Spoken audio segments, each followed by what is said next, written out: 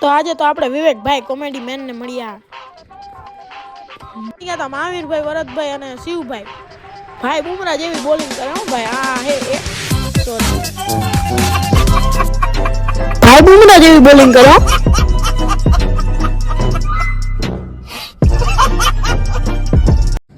પછી તો આપણે ઘરે આવીને ચા, દૂધ, થેપલા અને ઢોકળા ખાધા અને સાથે સાથે વિક્રમ વેતાળ જોયું. પછી તો આપણે આવી ગયા હતા દાદાના ઘરે, કેમ કે અહીંયા આપણે દેવા જવાના હતા ઢોકળા.